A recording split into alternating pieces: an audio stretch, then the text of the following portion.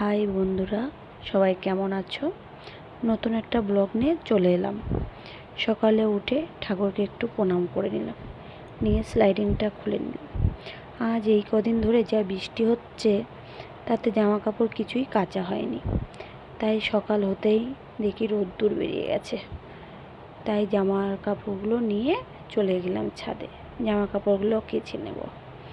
কারণ এই বৃষ্টির মধ্যে জামা কাপড়গুলো কাচা হয়নি, কোথায় মেলবো কি করব, তাই জামা কাপড়গুলো রেখেই দিয়েছিলাম। আজ ভাবলাম রোদ বেরোনোর সাথে সাথে যাই, জামা কাপড়গুলো কেচে ধুয়ে দিয়ে আসি। কারণ বাচ্চাদের জামা কাপড় থাকে তো, ওগুলো কেচে ধুয়ে সেগুলো মেলা হয়, তাতে করে আর জায়গা থাকে না। তাই আর শাড়ি কাপড়গুলো মেলা হয়নি, ধোয়াও হয়নি। তাই সকাল হতেই দেখি কি সুন্দর রোদ্দুর হয়েছে, তাই জামা কাপড় নিয়ে ছাদে চলে এলাম। এসে জামা কাপড়গুলো ভালো করে ধুয়ে মেলে নেব। প্রতিটা মানুষের সকাল থেকে বিভিন্ন ধরনের কাজ থাকে। কে সকালে কি কাজ করছো প্লিজ কমেন্টে জানাবে। এবার আমার জামা কাপড়গুলো সব কাচা ধোয়া হয়ে গেছে, এবার আমি নিচে চলে যাব। এই যে দেখতেই পাচ্ছ, নিচে চলে এলাম। বরমশাই আর ছেলে ঘুমাচ্ছে, তাই জানলাটা খোলা হয়নি। এবার এসে জানলাটা খুলে ঘরটা ভালো করে ঝাড় দিয়ে নেব। সকালবেলা বাসি ঘর ঝাঁট না দিলে হয় না। বড়মশাই আবার অফিসে যাবে, আজ আবার বন্ধ, তাড়াতাড়ি করতে হবে, তার জন্য ঝাঁটটা দিয়ে নিলাম। নিয়ে এবার আমি ব্রাশ করে নেব। বড়মশাইকে বললাম একটু পেস্টটা লাগিয়ে দাও, সে লাগিয়ে দিয়েছে। তাই ব্রাশটা করে নিলাম।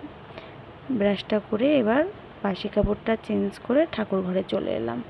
ঠাকুরের পুজোর বাসন টাসনগুলো মেজে, ঘরটা মুছে, বাসি ফুলগুলো ফেলে ধুয়ে রেখে দেবো বাসনগুলো, তাতে করে মা তাড়াতাড়ি যায়, মা যাতে তাড়াতাড়ি পুজো দিয়ে নিচেই যেতে পারে।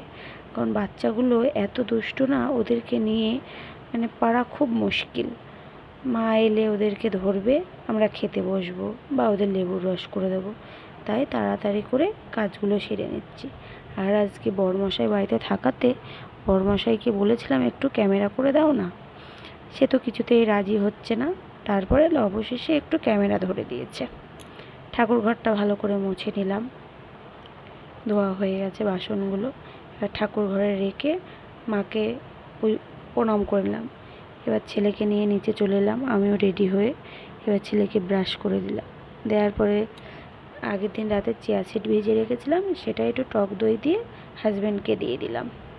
সে আজকে তাড়াতাড়ি করছে। এবার ছেলের জন্য একটু ছাতু গুলেছি, ওটাই খাইয়ে দেবো। নেক্সট ব্লগে